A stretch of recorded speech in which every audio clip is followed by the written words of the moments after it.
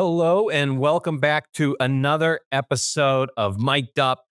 This is specifically for the mortgage industry, really for loan officers, processors, underwriters, everybody and anybody in the industry who is unable to make conferences because maybe your lenders don't want you to be recruited out there because you're a rock star. Could be cost, could be you haven't raised your hand yet. This show has many guests that are leaders in their space that you would typically see at the conferences. So you can get a taste. You can actually sort of get to know people before you go there. But if you are wondering what happens at the highest levels of these mortgage conferences, I believe we do a good job of bringing it to you. And just so you want to participate someday, if you're listening to us on Apple or Spotify, please subscribe. Goes a long way. But we're always live in case you want to come in, ask some comments. We do a really good job of getting it up on the screen and trying to thank you as an audience and get some answers live because it's about community that we build. And we do it every Thursday at 2 p.m. Eastern. And of course, out here in sunny San Diego at 11 a.m. Pacific, always looking forward to not only our guests and also for our listeners. So the Super Bowl of mortgage banking is the MBA annual. And this is typically when new companies will spend more, get a booth, roll out their big new announcement, and you'll get to see them. There's also media appearances or LinkedIn and other ways you might see people get into the market along the way. My point is, Timothy Lee is somebody that you would see at a conference and there would be a lot of excitement around. And I say would because we're not at the Super Bowl yet. We're not here in October. He is launching here right in January a new solution for an industry that really does need some new blood. New in how he's approaching the market. I think you're going to see a lot of history in his entrepreneurial spirit and how he was able to get into FinTech, from his early roots of dominating microprocessing or technology. So you always get recruited if you actually know how to build things.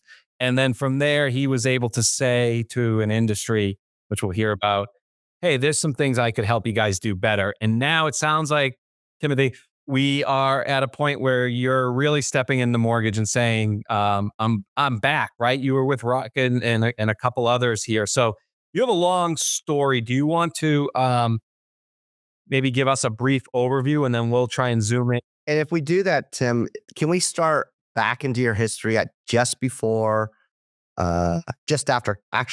after you graduated from college? I know we're going back in time, but there's an actual chain of events that have caused you to have kind of a drawn out meteoric rise from where you started in engineering to where you are today. So so we can give a brief overview of how does someone become from an engineer to all of a sudden creating technology in the financial sector and FinTech that just revolutionizes banking, and then taking that and becoming not only an investor, but also a leader in the FinTech space. Yeah, that's great. Mike and Michael, thank you for having me on. This is valuable time, and I'm super stoked to be on this podcast. I'm here in Irvine, California, Orange County. We're about 40 miles away from the big fire that we are still having up there. So I want to say a few words about that. And we're praying for the families out there. We certainly have a lot of families and friends that got impacted. The entire town of Altadena is basically burned to the crisp. So for our audience, if there's a way for you to help out, I'm sure there's a lot of really well endowed organizations out there that can contribute to the fire victims. So our hearts go out to those guys. But thank you, Michael and Mike again. So again, I'm Tim Lee. I'm founder, CEO of LendAPI. My partner, my co-founder is actually here in Orange County as well. So there's a lot of really cool people here in south of LA, all the way down to San Diego County. So,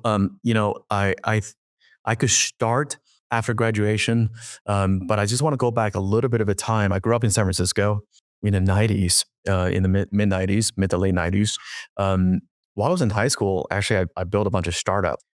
This is right after personal computing became a thing that you can actually buy a computer. Right before internet first started, right? There was basically bulletin boards and little clubs you can go to here and there, but there was no internet. And in 1997, 1998 is when internet became a thing, started with Prodigy, AOL, and later on you can get a decent sort of a modem, ISDN lines, whatever, and browse the internet, with Netscape and some of the internet browsers out there. So I built a few startups with folks all over the country. We ended up taking that company IPO in 1998. There's some Wikipedia articles about that, but that's where I kind of sort of fell in love with technology. Certainly high school computers, if you will, are just sort of brand new. And I remember in high school, we had our first AP computer science class. And of course, I raised my hand. It's like, I want to know what's going on. We end up programming VCRs and things like that, interfacing with some of the devices. So that's how I kind of got into, software engineering, if you can call it that, back in the days. And 1999, 2000, .com crashed. I felt like I was just going to do like more internet startups with people, but ended up going to school in the Bay Area. I went to San Jose State for undergrad. In school, I built a few startups as well, or helped out with a few startups, one of which is in the travel space. Back in the days, you had to call travel agents to book your tickets. This is before Travelocity, Expedia. So these travel agents only had access to certain reservation systems. So we built a cross-translation software to cross-translate any languages you learned from these reservation systems to all of the other reservation systems. Was that like a competition to the Sabre system? We sold it to Sabre Holdings for like $60 million back at it. Oh, yeah. So you can't beat them, have them buy you out. yeah, exactly. Right. They turn into something. But anyways, I went to grad school at USC here in Southern California. So I feel like, Southern California is a home for more engineering. I did mathematical optimization in my graduate work. And after that, I got recruited to work for Intel Corporation, building supply chain optimization software to support their i86 architecture, which is their main CPU line and also communications line. The thing is so complicated out there in those plants that we had to build our own mathematical programming language to build other programs on top of it to run the plant. So that was really fascinating. Got recruited straight out of college. I think we did one interview and they said, yeah, you hired.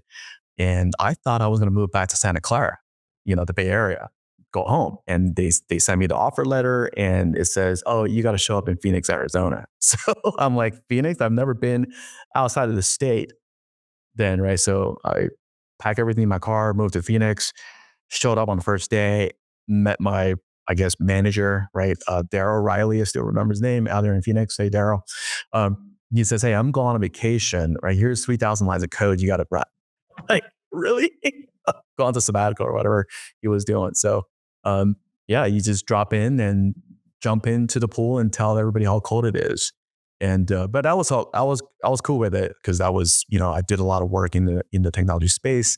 You basically sat there, sometimes I'll be there till like 4 or 5 in the morning, trying to compile this code because it was a Intel homegrown programming language that doesn't have a whole lot of error, capturing.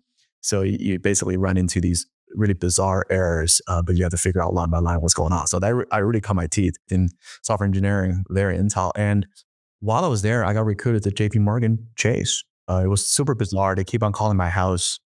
And I told my girlfriend then, wife now, that, hey, we bank with Wells Fargo. I don't want to change my banks. And then she's like, oh, I think they're looking for a job. They asked for a job. I'm like, and I got even more mad. I'm like, don't you know I work in high tech? Back in the days, high tech was a thing. Right now, it's like, whatever.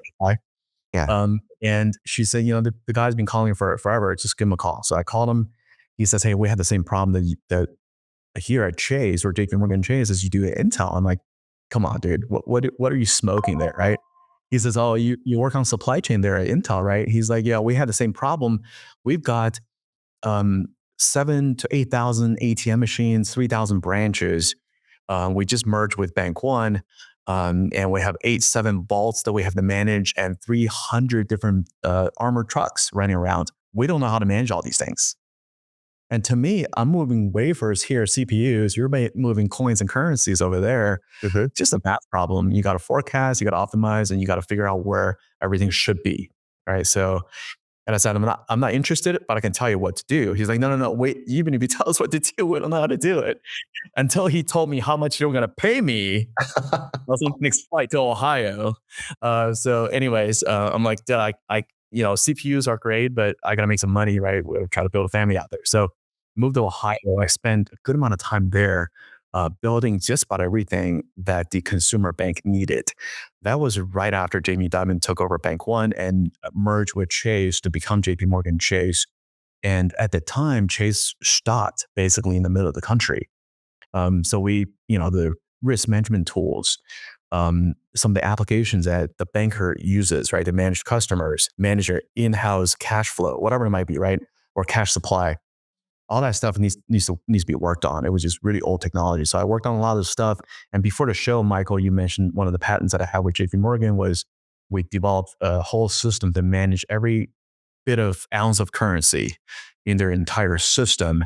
And we thought, let's better patent this, and maybe we can actually outsource or white label the software for other banks to use to manage their currency. So that's what we did. That's what that is. We can talk about that later. Mm-hmm. But I stayed there just long enough to see 2008 happening right in front of my eyes.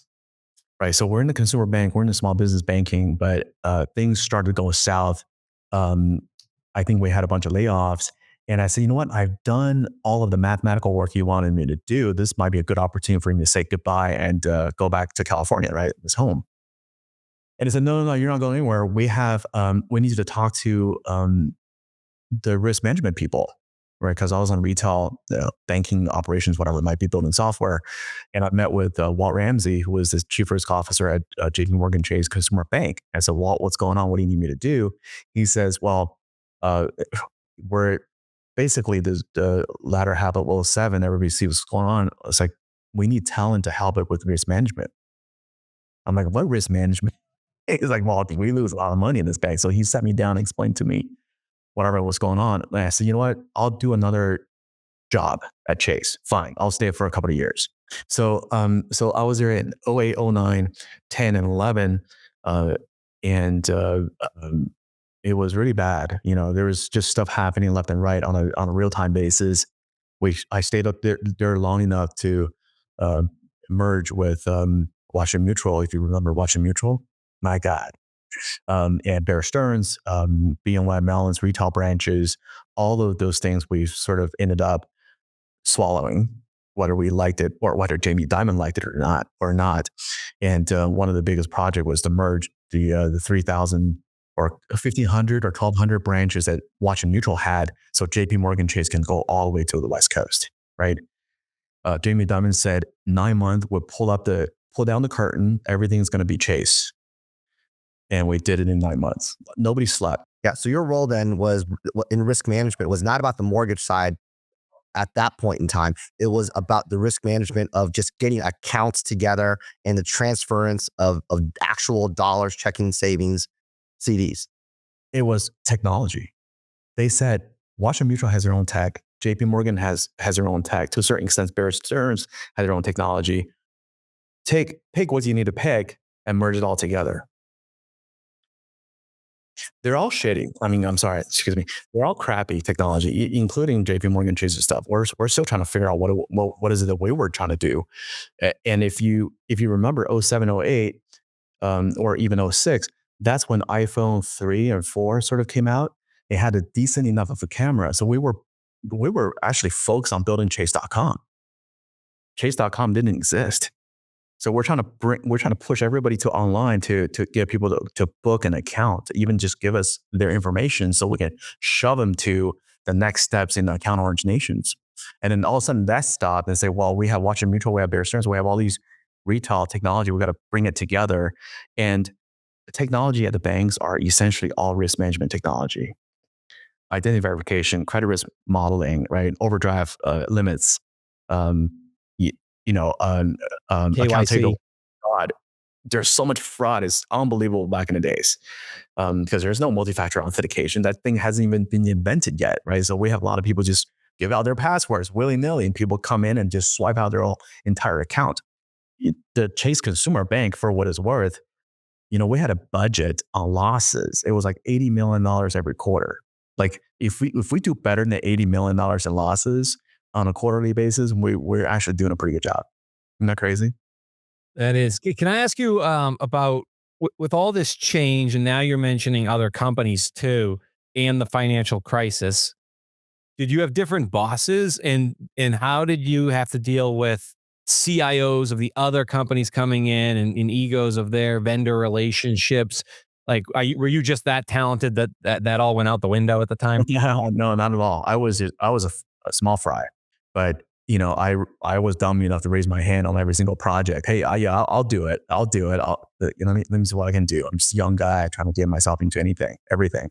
In 0809, basically it was like almost like an office space kind of a situation where we would go in there and say, what do you do? Here's your 2-week severance, or what do you do? Okay, that's interesting. We're going to double your salary, but you got to stay here for 12 months. So there was no ego. They're done. The Washington Mutual Bank, the savings, that bank is done. It's in receivership, and nobody wanted it. I think the Treasury chief, right, called everybody in, the Bank of Americas, the JP Morgan Chases, and the Citibanks of the world on a weekend and said, you don't take over some of these banks, right? They're going to be held to pay. So I think Jamie Dimon was forced to take on Washington Mutual. Nobody wanted it. And I think Jamie says, hey, we don't have any money to buy this thing. We don't want it anyway. So I think Treasury give a Chase like billions of dollars to buy Washington Mutual. And Jamie Dimon said, if we find more stuff, especially the mortgage paper, and we know we will, you're going to have to pay us more money.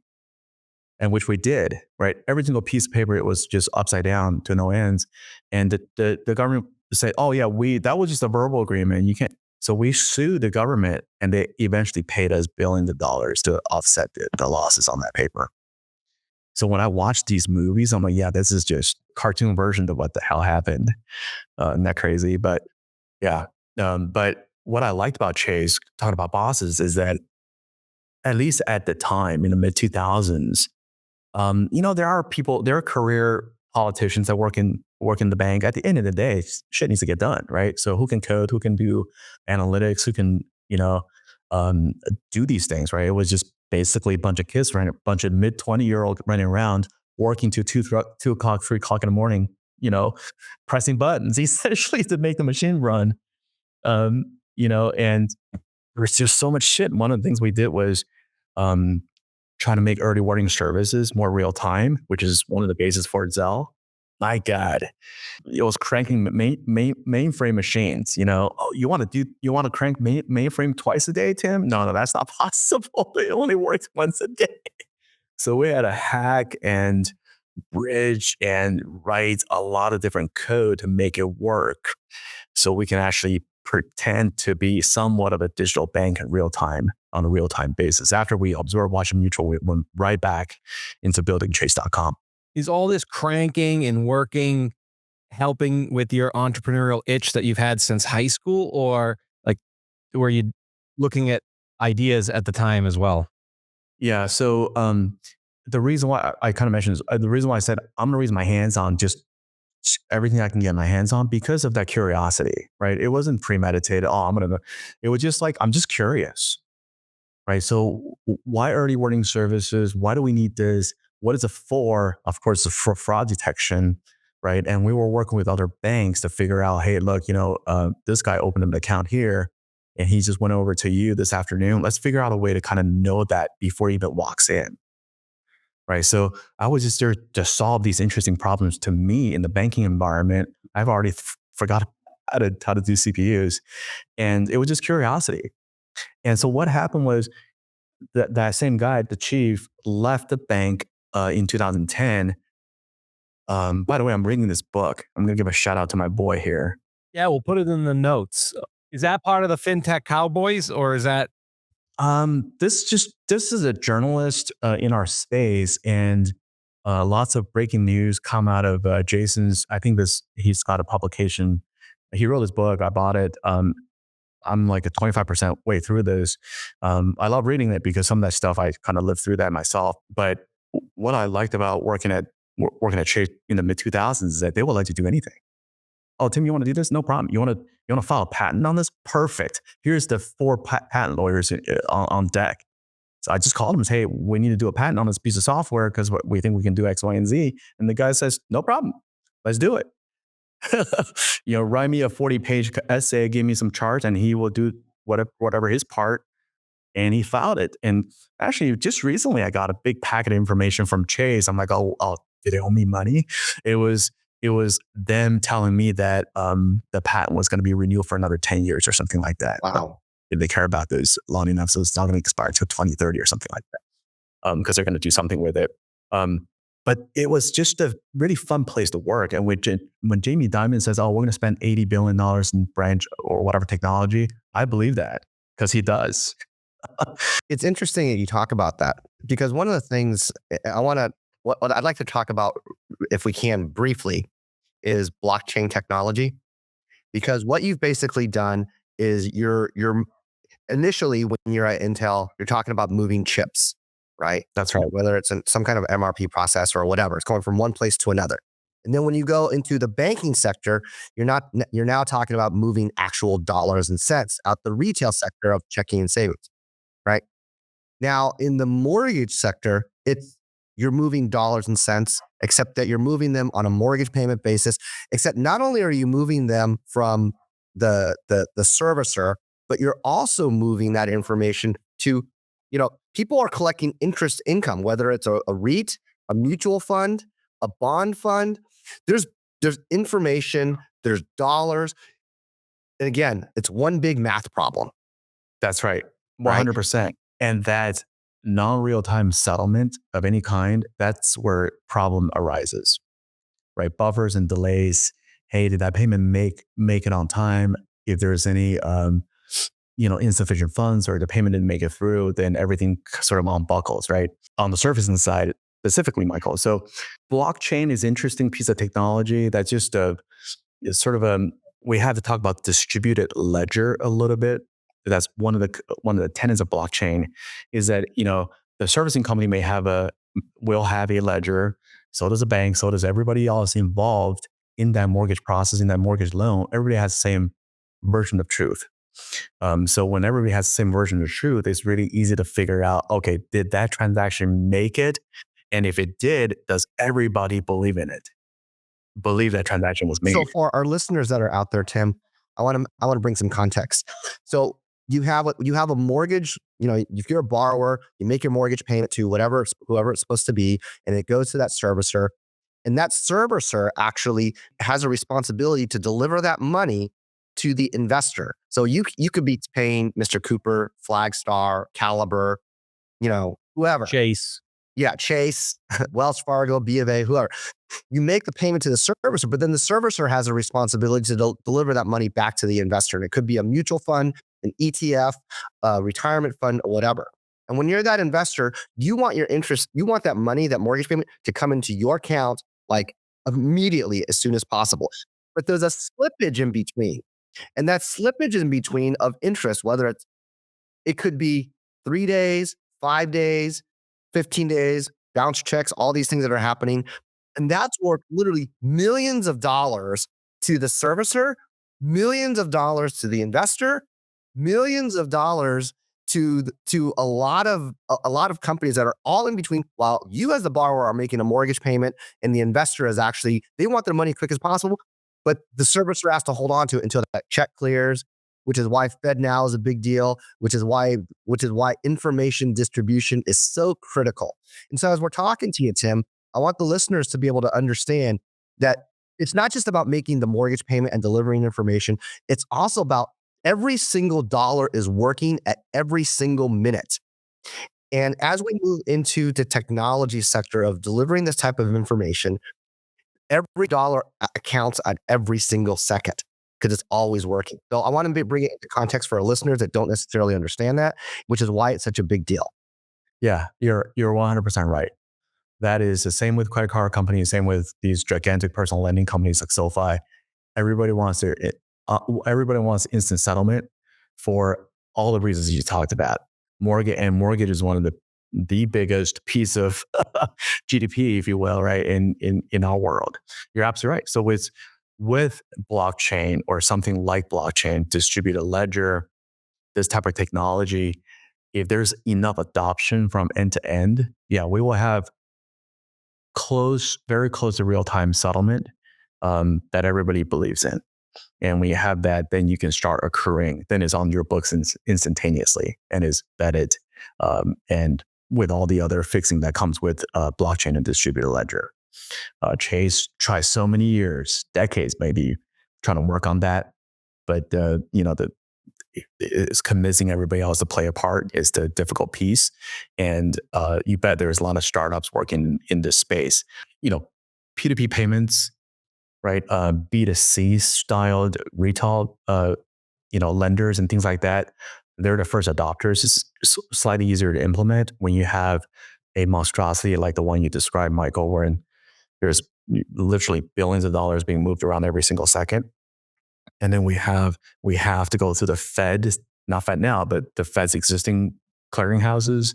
Like, my God, I want to say, Figure is trying to do some of that, Mike Hackney up in San Francisco, Figure trying to do some of that to eliminate some of that back and forth using blockchain to settle transactions instantaneously to take, he was estimating, I went in his office, it was estimating that he can take 20 to 200 basis points off of some of these slippages, if you will, right? Because he can settle things instantaneously. But he still have a ways to go to kind of go all the way to the Wall Streets of the world, the investors of the world. But he's made strides. If you go to figure.com, I feel like that's the future. And certainly there's a lot of people dumping money into that. Of course, he's got the Figure token, right? You got to use the token to settle in real time on his blockchain. But I think he's got a lot of mortgage related entities there, especially on the further back end, the investor side of the house, adopting these technologies so they can settle between themselves in real time. And adoption in mortgage is extremely difficult, and oftentimes why a lot of the innovation is not in mortgage yet. It is how hard it is to adopt. And the perfect example pre-blockchain is the simplicity of an e-note and the ability to just sign electronically. And it still is not, and I think this is going to be the year that it really gets adopted, and I'm starting to hear it, but it needs, like you said, if AmeriHome or PennyMac, which are investors that when your mortgage company closes it, they typically try and sell some of it too. If they're not accepting it, these giant mortgage companies don't want to move forward. They need all of their investors just in case just in case that day it pays more, and they won't move forward. And I think that's the problem, I'm sure. And what I was going to say is, I think what Figure did really well, they went into like the second lien, second mortgage market. So they had a product for people to give that there's not much competition or people, there's no Fannie or Freddie out there. And so you sort of learn on training wheels, and now people locked in, they learn that way. So I guess segueing into, so we can go maybe fast forward and then we'll go back like a Hollywood movie, because I do want to get a chance to not only talk about LendAPI, but your mindset coming into the industry. There have been a lot of smart engineer types that have come in and have become frustrated with the fact that a lot of this industry is not enterprise run. They let the frontline people make technology decisions. Is one of the ways you solved it? I've seen your interface. It's amazing. Or do you have a vision in mind of doing this? And I guess, and is it similar to Fluid, or is it going to be a different approach? Yeah. So, we made this platform to be more like a do-yourself, build-it-yourself kind of a platform, right? It's almost like a WordPress styled system where you can build anything you want. You can collect lunch money if you wanted to. So part of the things we did was we actually just took an afternoon and built a 1003 application on our platform. So we pieced all everything together. All the questions were like 400 different questions. And we said, why can't we let anybody to participate in just the front end of this whole mortgage, 45 days of journey, right? Can we give this to realtors, mortgage bankers, or whoever that's sitting in the front end of it, to make it super simple for them to send out a link or have their customers just fill out a couple of pieces of information and just to see how it goes on the back end.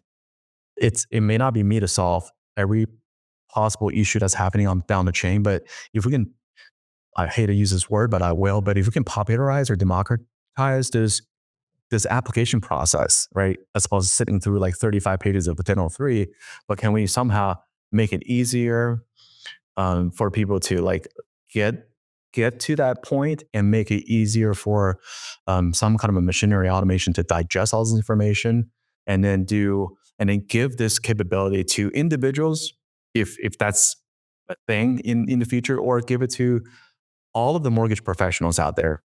Uh, this capability, right? They can brand it themselves and all that stuff to start shoving applications through whatever wholesale or whatever retail bank you have an engagement with. That's our vision, to kind of just make it easier and dare I say, free to use, right? So instead of subscribing to some kind of a platform where you have to pay thousands of dollars a month to use, or you have to be beholden to some kind of a wholesale mortgage company that only gives you access to one, lifeline, I want to make it sort of a one application that could, that you can take, for lack of a better term, like a minimal formatted file and disseminate it everywhere, just to make it available, almost like a marketplace.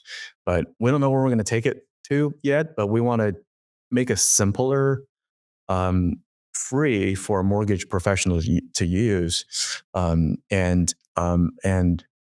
bring automation. I feel like that's where we can put some effort in solving, but some of the, I guess, secondary market stuff, right? That may not be meat yet, but we want to make the first part of the experience as pleasant as possible, both for the applicant and also for some of the frontline mortgage professionals out there. And Mike, you've done a lot of work in this space as well. Yes.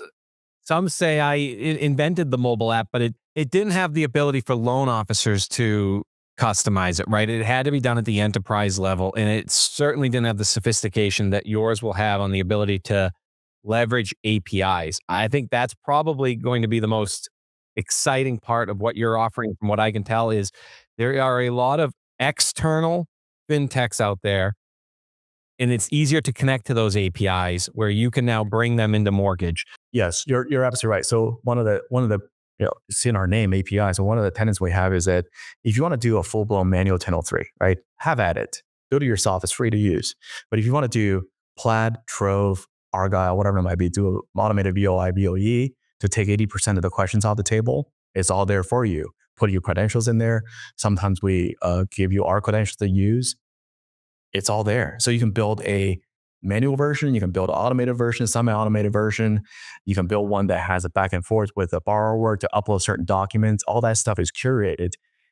It's not one size fits all. It's all size fits all, everything. So you can do all of this, and it's multi-tenant as well. So if you have a team, 5-6 guys, right, down for dollars in the garage, you can actually have different applications for different tenants. Each tenant could be one of your team members, or could be a group of people, right?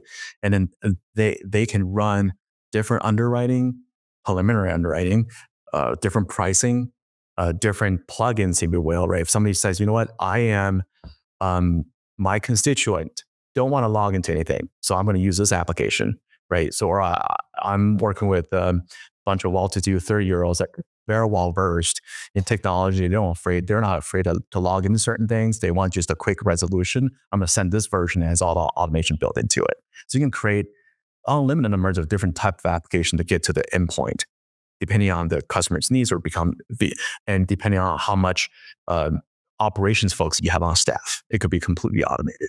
Just where I envision you being able to use APIs, which is we'll just call it a connection, or the ability to, this isn't the technical answer, but almost go in and you could technically use somebody else's software if you wanted in this new world. And so what excites me about somebody like you that could have the resources to go do it is if you could extract information from software that people already use today, like, oh, this integrates with Roku.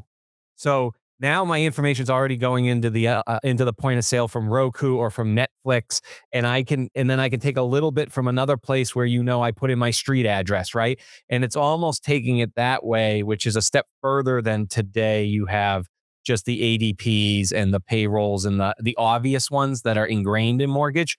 The first person to go outside and really just start grabbing from the most popular consumer places that our data already exists.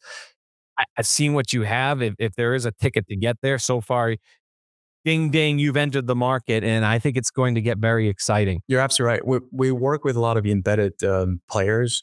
For some of the folks that are selling these high-end, energy products, right? So, or work with a company in LA. So it's all embedded, and we actually get all the information out of the e-commerce system.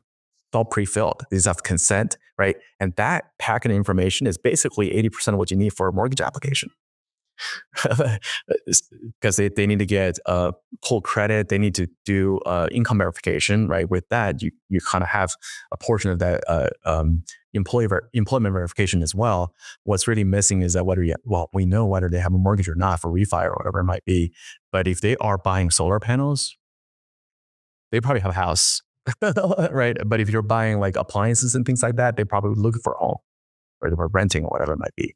So you're right. There's a lot of gateways, path to all this stuff. All retail, whether I'm a mortgage broker or a retail loan officer, right? And whether I'm using Encompass, Point, LendingPad, Arrive, whatever the loan origination system is, I have to go through some kind of pricing module, whether it's Optima Blue or whether it's H2O or whatever, right? Yeah.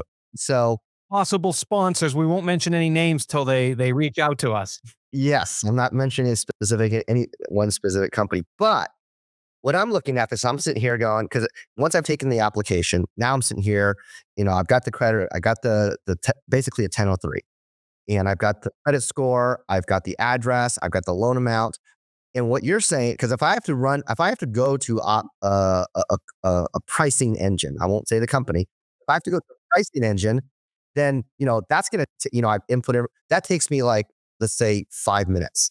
Okay. Or even 10 minutes, because now, I got to do this other thing. I'm changing it from a 30-year fix to a 5-year ARM, FHA, MI factors, da. So what you're saying is that you can now, regardless of the system and the loan origination software, you're basically taking for every mortgage loan that either the mortgage broker or the retail loan officer has, and you're going to save on that team anywhere between 10 to 45 minutes of mortgage loan base time, creating 45 minutes of other opportunity cost to do something else. Yeah. And and do yourself. So you mentioned a couple of those PPEs. We have our pricing engine as well, right? If you're just selling to 3 wholesale, you can actually put all the pricings in our pricing engine. You don't have to dial out another PPE. So everything's self-contained. And then it will just spit out a MISMO format file, and you can jam into where I want to jam into. Automation is what ultimately our goal is, as much as possible. Even if somebody wants to upload pay stubs, 1099s, W2s, or their pay stub, whatever it might be, we can scan through all of that, right? Get to the 80-90% of the way there, right? Without having to go back and forth with the people. Even if there is back and forth, the system does it. The system recognizes the deficiencies, and it will send out emails or alerts to the applicant to say, hey, please upload, please log in, right? We want no intervention at the end of the day. What we want is a pretty well done MISMO, whatever format that these bank needs. And it's do yourself. The applicant essentially interacting with the system with a lot of automation, lots of intelligence, if you will, right? There might be a banker of sorts sitting there watching this whole thing happen, but it's all automated. It has enough intelligence to direct traffic. Is it also reading the data that's on, for example, someone has uploaded bank statements, W-2s, 1099s, whatever, K1s, 1040s. Is it also reading those documents as the PDF? Or we have OCR technology that can read off all that stuff and make decisions based on whatever you upload. And if you don't upload certain things, we ask you to upload certain things. For my co-founder and I, we're all engineers background. For us, if we squint our eyes a little bit, there is a pretty massive fishbone, but there is a happy path. 60-90% of stuff could be a happy path, if that's even a word. And there's enough technology out there now. We have decisioning engine that drives workflow, interaction with the customers. We have decision engine that drives the credit decision as well. That's income ratio, loan to value, all that stuff is calculated on the fly. The debt is collected from different sources. The income is collected from different sources. It may not be 99%, but it's good enough so you can siphon through, 80% of the garbage and only focus on the 20%. I worked at places where, the loan depots and quick loans of the world. My God, they have like 500 people there, trying to go through all this information. And if you look at it, it's like, wow, this stuff could just be done through code. It's not 100%, but we can get rid of 80% of the noise. That's what I was curious about. And I'd like to maybe so that's LendAPI. You guys will put the website in the notes. It is exciting. And actually, this whole interview has been very thrilling for me, and love to have you back on and just break down some of the other mortgage tech and what you think of it. Like a company like Mesa out there bringing the first debit card, because I know that was your world too, where you can help people sign up for credit cards. And so that was my question. So here's where I see the landscape, and then just kind of your comment with your experience from Loan Depot and Rocket or Quicken at the time. In an ideal world, the perfect technology for the perfect customer experience is driven at these enterprise marketing data type companies that think this way and happen to do mortgages and are really awesome at it. So people keep coming back. Happy path. Reality is, as you start to learn more, refinances are a little bit dried up right now compared to normal, but the purchase market, 6.5 million loans, 80-90% of that should be purchase. Purchase is driven still on the streets with loan officers and real estate agents, which, especially with their age, don't adopt the mortgage technology tools because they get going and into sales and they forget to use it the way they're supposed to. So with all that said, I think if this model keeps up, the IMBs that rely on that retail in the streets are going to crush it and almost overnight wake up one day and wonder what happened, while somebody over in the data marketing world has figured out how to flip the switch and really vacuum up all of that. And I don't know when that happens, but yeah, how would you, I'm interested now, and then when we have you back on a year later, as you're talking to more of these retail in the streets, but how would you give advice to them from your Rocket days, like in Loan Depot, that really look at data? And then I do see maybe they could win if they flanked them with starting to offer loyalty programs or credit cards or other ways, ancillary ways to sign up, which you could probably also use your software or at least your brain to onboard that. Where do you see all of that like interest? That's the Royal Rumble. Who ends up the last one in the ring? Mortgages, refi, or purchase, right? That's a big decision for a lot of people, right? That might be the biggest decision you make in your life or in your spouse. So there's got to be, the new phrase is human in the loop. You're going to have all the AIs in the world, right? It needs to have somebody, psychologically speaking, right? And that person may be a real person, maybe a carbon-based or maybe a digital-based person to kind of help you guide through this whole experience. It is scary because it'll ask you some detailed questions about your life and, all that stuff, right? It feels like you have to give up your entire life's worth of information to get this mortgage. So it's a scary process. So for us to present a cold, multi-page 1003, that's one thing, right? For us to overcome that psychological barrier of somebody that just got a job, mid-20s, early 30s, wants to build an American dream, that's not a thing anymore. We have to build other things to hug around these applicants. But it may not need a person per se. Like I overheard my wife, texting Amazon. She says, "Oh, I'm texting their AI. She knows, but it's really good, right?" So that technology, I've experienced that.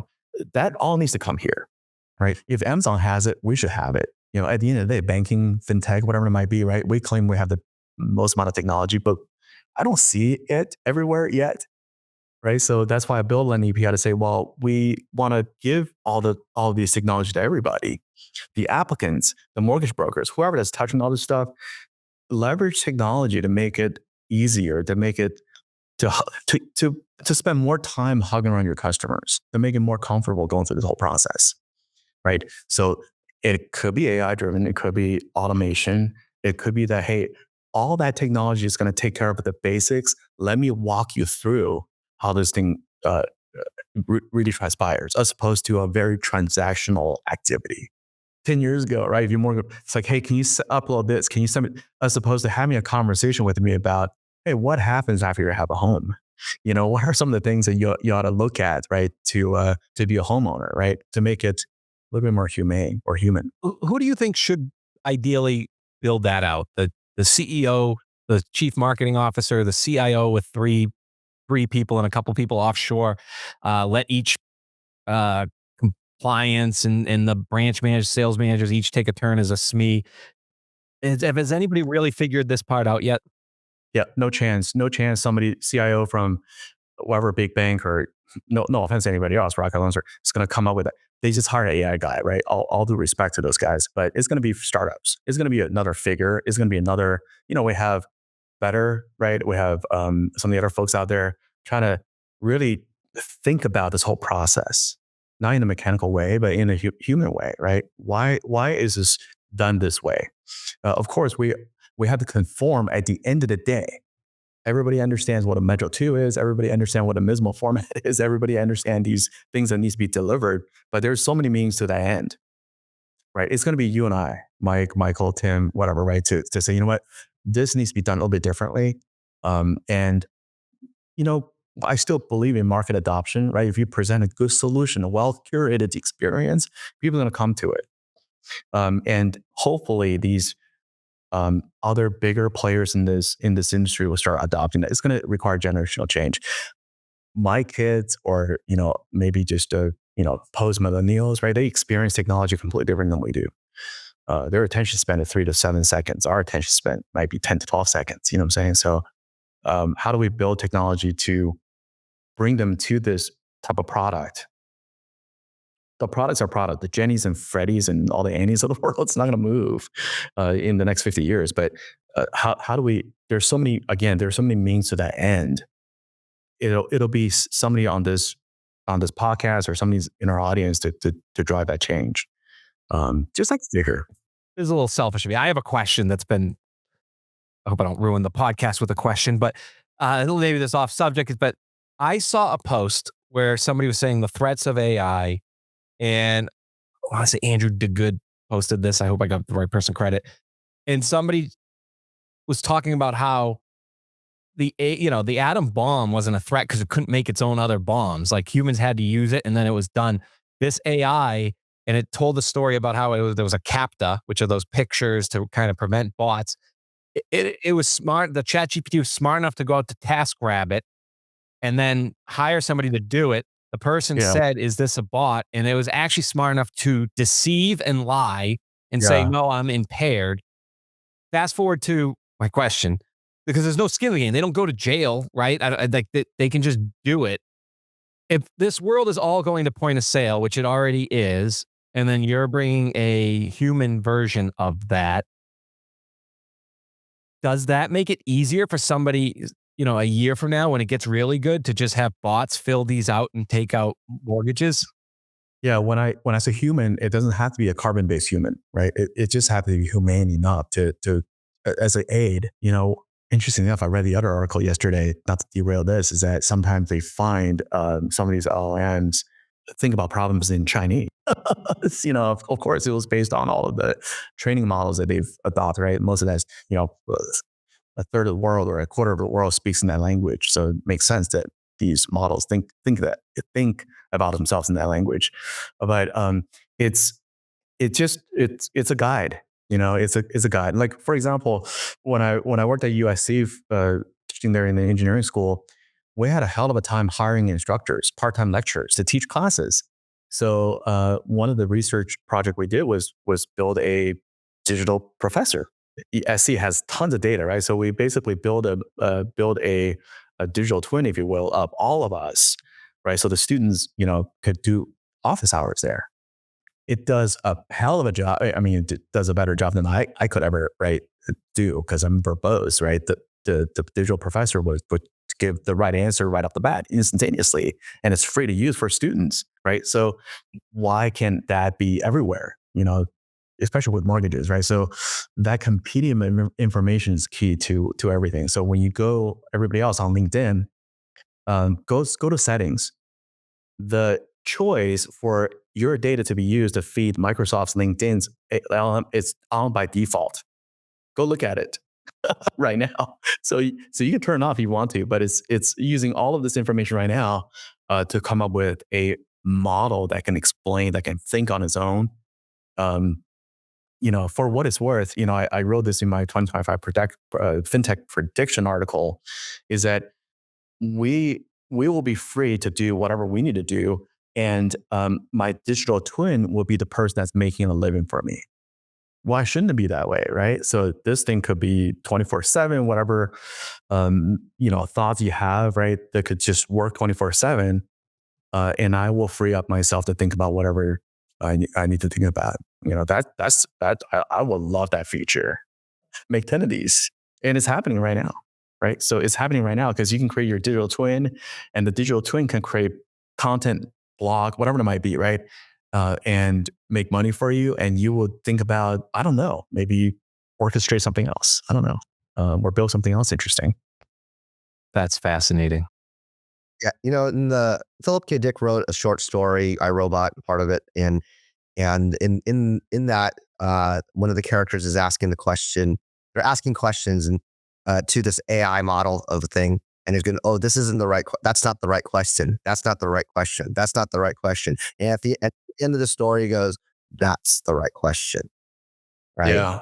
And it's not a fear, but the concern that I have as a consumer, just for me as a consumer, is I don't know to ask the right questions, but yet somewhere in the programming of either my cell phone or my computer, because of the way I think, it's putting out information or to ask the right question. But I personally am not asking the right question. That's right. And the closest analogy that I can think of is that you go to the doctor's office, right? You sit there, they probe everything about you, including a blood test, because you don't know how to ask the right question as a patient, So that's what AI is doing to us right now. They're examining everything we say, how we behave. Every single speaker is reading information, right, to preempt you, right? So it's, another movie will be Minority Report. You walk through the mall, you already know what you need before you even arrive. And that's all happening right now. There's some AI bot technology that just sounds just like a person. You can't tell the difference. We release it, and it's customers calling, and in the middle of the conversation, we can change the accent to Australian from American accent. It's NFL football season. This reminds me of what some of the FinTech and the real thought leadership world said stole the show for best commercial last Super Bowl was the Discover commercial where the woman from that HBO show says, "How do I prove I'm not a bot?" Right? She's calling Discover, and they're joking about how they know, like, you don't have to speak to a bot. And then she says, "Wait a minute, how do I prove I'm not a bot?" And not too many people picked up on it. The commercial ends, but there were some articles after saying, "How would you?" And like, what will be that mechanism where you can actually say something that you can prove that an AI agent couldn't say, and what that will be in the future. And I don't know if anybody really had the answer, but for that reason, it won the FinTech minds. Yeah, that's right. So now there's a bit of issue where how do we know the model accuracy, right? So do you have to do this ensembling approach where you run 10 different LLM models or whatever industry that is, right? And check on each other, right? If 8 out of 10 LLM says yes, then that might be the right answer. Nobody knows. But some of these concepts are written in the 1960s, which is now we just have more CPU computing power to do this. That's all that is. Is that like what you think it'll be, like some sort of like those trick questions we had, like riddles, I guess, growing up? Like somebody goes up three people go up the ski mountain, how many people come down? Because if it can do your voice and they can hack in and get all your information on the dark web, so it sounds like, Timothy, you've answered all my questions. How will you prove I'm actually talking to Timothy? I just had this conversation with my mother, right? We need to have a safe word. Yeah. Right. Because, the elderlies are the first batch of people who's going to get defrauded by this. Right. So, who knows, man? Yeah. I'm glad I'm in 2025, Michael. Well, thank you for having one of the most thought-provoking shows we've had, and it's great that we have it right out of the gates here. We will put in the notes, and you will be seeing a lot of you here on our LinkedIn feeds, and hopefully that results in a huge growth for LendAPI, because the industry certainly needs you in our industry to move it forward and bring in a lot of your knowledge from the outside world. Uh, Thank you again. Any final thoughts, Timothy and Michael? Timothy, thanks for coming on to the show. 20 years ago, it was take a loan application, put it into your loan origination software. It didn't matter what company you work for, whether you're a retail or broker, and then run DU and then submit it out. Back then we had Transbox. Now we can actually do it electronically. But technology has launched us forward in such a meteoric rise in the way that data is being transferred. And the type of transference today is not only for the originator, but for the consumer to have a better experience as a result. So, Tim, thanks for coming to today. We could probably have another hour just on the transference of information, but we are on the precipice for the mortgage industry. For everybody in the Los Angeles area, our prayers are out for you. And Tim, thanks so much for coming aboard Thank you very much, Michael. And Mike as well. Thanks for the invitation. I thoroughly enjoyed it. Thank you.